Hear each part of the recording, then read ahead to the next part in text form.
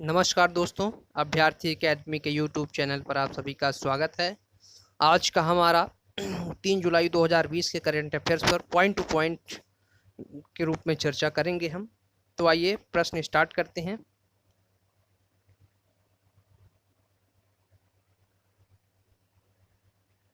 Video start करने से पूर्व आप सभी से मेरा निवेदन है, मेरे यूट्यूब चैनल को सब्सक्राइब करें एवं बेल आइकन को क्लिक करें, जिससे हमारे वीडियोस के अपडेट आप तक सबसे पहले पहुंचें और आप हमारे वीडियोस को देख पाएं।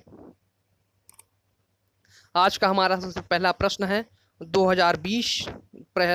2020 इमिग्रेंट सम्मान से किन 2 भारतीयों को सम्मानित किया गया। क्या है प्रश्न? 2020 ग्रेट इमिग्रेंट है ना, 2020 ग्रेट इमिग्रेंट सम्मान से किन 2 भारतीयों को सम्मानित किया गया। उनका नाम है राज चेट्टी और सिद्धार्थ मुखर्जी। क्या है? राज चेट्टी और सिद्धार्थ मुखर्जी। राज चेट्टी न्यूयॉर्क के एक विश्वविद्यालय के सबसे कम उम्र के अर्थशास्त्री हैं और राज चेट्टी ऑन्कोलॉजी पुलित्जर पुरस्कार से सम्मानित एक लेखक हैं। आइए इनके बारे में थोड़ा सा पॉइंट है। न्यूयॉर्क के कार्नेगी कॉरपोरेशन ने, किस कॉरपोरेशन ने? न्यूयॉर्क के कार्नेगी कॉरपोरेशन ने हार्वर्ड यूनिवर्सिटी के अर्थशास्त्र के प्रोफेसर राज चेट्टी और पुलित्जर पुरस्कार विजेता लेखक और ऑन्कोलॉजिस्ट सिद्धार्थ मुखर्जी को, ऑन्कोलॉजिस्ट का मतलब होता है कैंसर विशेषज्ञ, है ना, जो कैंसर के विशेषज्ञ होते हैं उनको ऑन्कोलॉजिस्ट कहा जाता है ना। कैंसर के जैसे अध्ययन को ऑन्कोलॉजी कहा जाता है, इसी प्रकार से कैंसर के जो विशेषज्ञ होते हैं उनको ऑन्कोलॉजिस्ट कहा जाता है। तो सिद्धार्थ मुखर्जी को 2020 ग्रेट इमिग्रेंट्स सम्मान से सम्मानित किया गया है। ये ऐसे 2 भारतीय हैं जिनको कार्नेगी कॉरपोरेशन ने हार्वर्ड यूनिवर्सिटी के अर्थशास्त्र के प्रोफेसर राज चेट्टी और पुलित्जर पुरस्कार विजेता लेखक और ऑन्कोलॉजिस्ट सिद्धार्थ मुखर्जी को 2020 ग्रेट इमिग्रेंट सम्मान से सम्मानित किया गया है।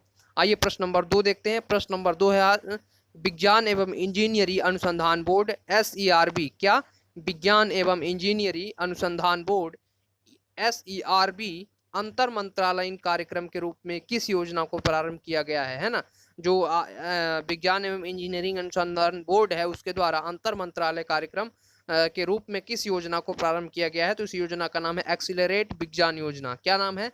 एक्सीलरेट विज्ञान योजना। इसके बारे में पॉइंट, यह योजना विज्ञान के क्षेत्र में कैरियर बनाने वाले इच्छुक छात्रों को रिसर्च इंटर्नशिप, कैसा इंटर्नशिप? रिसर्च इंटर्नशिप, निर्माण क्षमता कार्यक्रमों, कार्यशालाओं उसे संबंधित एक मंच कार्यशालाओं एवं उससे संबंधित एक मंच प्रदान करने के उद्देश्य से शुरू की गई है। आइए प्रश्न नंबर 3, अमेरिका के वर्चुअल रेस एक्रॉस के पहले संस्करण में किस भारतीय ने पोडियम में स्थान प्राप्त किया है ना। किस भारतीय ने पोडियम में स्थान प्राप्त किया है? तो उस व्यक्ति का नाम है लेफ्टिनेंट कर्नल भारत पन्नू। कौन है? लेफ्टिनेंट कर्नल भारत पन्नू ऐसा करने वाले पहले भारतीय व्यक्ति। पॉइंट, कर्नल पन्नू एक अंतर्राष्ट्रीय अल्ट्रा साइकिलिंग रेस में पोडियम स्थान जीतने वाले भारतीय इतिहास के पहले व्यक्ति बन गए। क्या भारतीय इतिहास के कौन से पहले व्यक्ति ऐसे हुए हैं जिन्होंने अल्ट्रा साइकिलिंग रेस में पोडियम स्थान प्राप्त किया? रेस एक्रॉस अमेरिका एक अंतर महाद्वीपीय दौड़ है, एक अंतर महाद्वीपीय दौड़ है जिसमें पश्चिम तट से 5000 किलोमीटर की दूरी के लिए निर्दिष्ट समय 12 दिन में अमेरिका के पूर्वी तट तक साइकिल चलाना शामिल है। यानी पश्चिम तट से लेकर पूर्वी तट तक 12 दिनों के अंदर 5000 किलोमीटर साइकिल चलाना इसका मुख्य जो खेल है, रेस एक्रॉस अमेरिका प्रतियोगिता है। ये 12 दिन के अंदर 5000 किलोमीटर साइकिल चलाना है। यह दौड़ एक आभासी प्रारूप था, अर्थात इसमें क्या था, आप एक स्थान पर बैठ के एक स्थान पर रह के साइकिल चलाएंगे और उसकी गणना उस हिसाब से की जाएगी कि 5000 किलोमीटर आपने दूरी चली है कि नहीं चली है और कितने दिनों में चली है। इसके बाद प्रश्न नंबर 4 है केरल वासियों के पुनर्वास के लिए किस प्रोजेक्ट की शुरुआत की है। क्या लिखा है?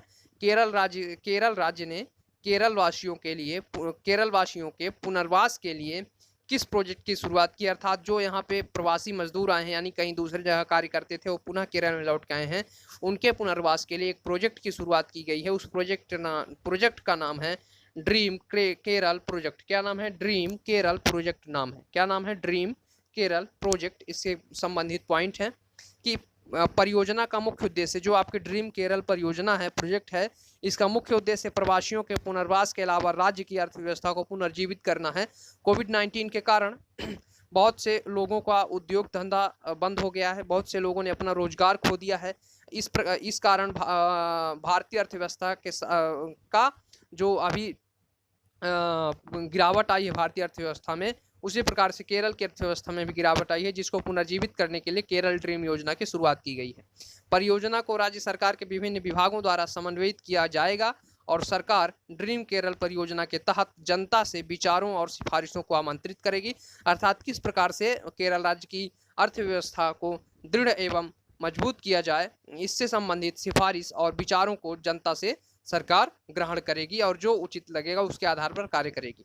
केरल के मुख्यमंत्री, इंपॉर्टेंट पॉइंट है कभी परीक्षा के दृष्टि से, पिनाराई विजयन क्या है? केरल के मुख्यमंत्री पिनाराई विजयन। राज्यपाल हैं आरिफ मोहम्मद खान और राजधानी है तिरुवनंतपुरम। क्या राजधानी है? तिरुवनंतपुरम। राज्यपाल हैं मोहम्मद आरिफ मोहम्मद खान और मुख्यमंत्री हैं पिनाराई विजयन।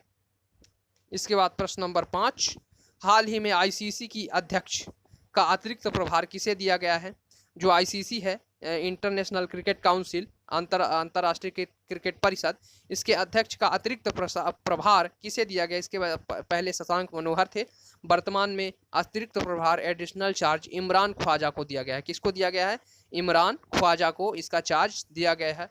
इससे संबंधित पॉइंट है। आईसीसी का फुल फॉर्म क्या होता है?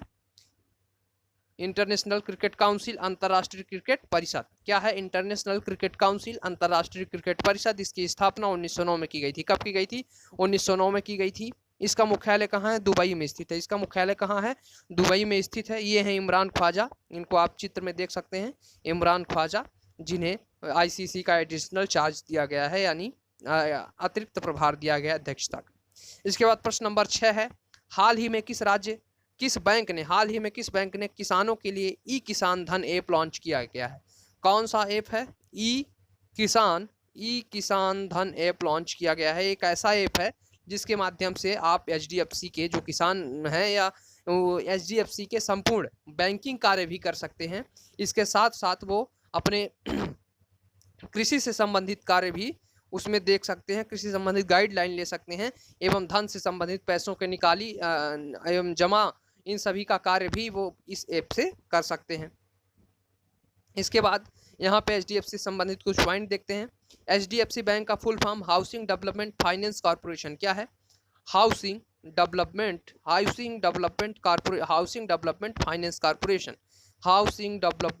Finance corporation. एचडीएफसी बैंक की स्थापना 1994 में की गई थी। कब की गई थी? 1994 में की गई थी एचडीएफसी बैंक की स्थापना। इसका मुख्यालय मुंबई में स्थित है। कहाँ है? इसका मुख्यालय मुंबई में स्थित है। इसके बैंक के वर्तमान सीईओ हैं आदित्य पुरी। वर्तमान सीईओ कौन से हैं? आदित्य पुरी हैं इसके वर्तमान सीईओ। इसका मुख्यालय कहाँ है? मुंबई में।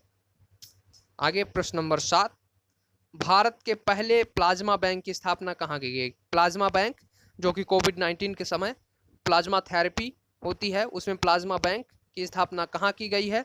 तो ये इसका उत्तर है नई दिल्ली। या और कहाँ है? इसका नाम क्या है? Institute of liver and biliary sciences. क्या है? Institute of liver and biliary sciences इसका नाम है। या और ये प्लाज्मा बैंक कहाँ स्थापित हुआ है? नई दिल्ली में हुआ है। इसके बाद प्रश्न नंबर 8 है, कर्नाटक राज्य नौकरी चाहने वालों और निजी उद्यमियों को जोड़ने के लिए किस मंच की शुरुआत की है? तो उसका नाम है skill connect forum. Skill connect forum किस राज्य के द्वारा शुरू किया गया मंच है या प्रोजेक्ट है, परियोजना है, योजना है? वो है आपके कर्नाटक। कौन सा है? कर्नाटक राज्य है आपका। कर्नाटक राज्य के द्वारा स्किल कनेक्ट फोरम की शुरुआत की गई है। इसका उद्देश्य है नौकरी चाहने वालों और निजी उद्यमियों को जोड़ना। इसके बाद प्रश्न नंबर 9। प्रश्न नंबर 9 में हाल ही में विजडन पत्रिका द्वारा भारत का मोस्ट वैल्यूएबल प्लेयर किसे चुना गया है? क्या मोस्ट वैल्यूएबल प्लेयर किसे चुना गया है? नाम है उनका रविंद्र जडेजा। क्या नाम है? रविंद्र जडेजा। ये भारत के एक ऑलराउंडर हैं जो कि फील्डिंग और अपने बॉलिंग एवं बैटिंग के लिए तीनों के लिए मशहूर हैं। इनको भारत पत्रिका द्वारा भारत का मोस्ट, विजडन पत्रिका जो कि एक खेल पत्रिका है, विजडन पत्रिका खेल पत्रिका है, ये वैल्यूएबल प्लेयर के रूप में चुना गया है भारत के। तो ये कौन है? रविंद्र जडेजा। इसके बाद प्रश्न नंबर 10 और अंतिम प्रश्न, हाल ही में किस राज्य के मुख्यमंत्री ने ई ग्रंथालय की शुरुआत की है? क्या हाल ही में किस राज्य के मुख्यमंत्री ने ई ग्रंथालय की शुरुआत की है? तो उस राज्य के वो राज्य है उत्तराखंड। क्या है वह राज्य? उत्तराखंड। इससे संबंधित पॉइंट। वर्तमान में उत्तराखंड के मुख्यमंत्री हैं त्रिवेंद्र सिंह रावत। कौन है? त्रिवेंद्र सिंह रावत इसके मुख्यमंत्री हैं। ये उत्तराखंड की राजधानी देहरादून है। आप सभी लोग हमारे कमेंट बॉक्स में ये बताएंगे कि उत्तराखंड के वर्तमान के राज्यपाल कौन है।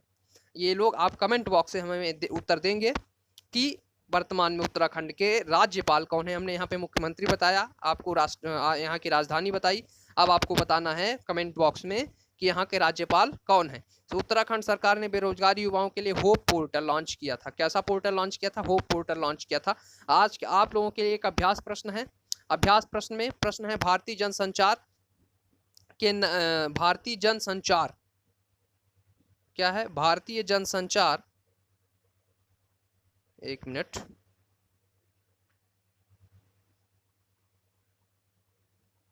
यहाँ पे ये गलत है। भारतीय जनसंचार संस्थान,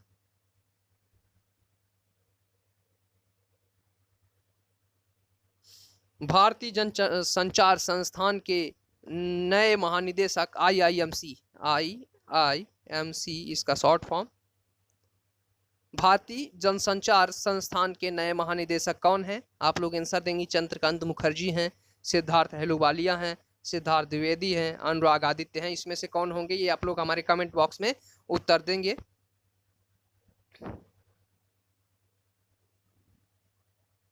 चलिए आज का यहीं पे समाप्त करते हैं।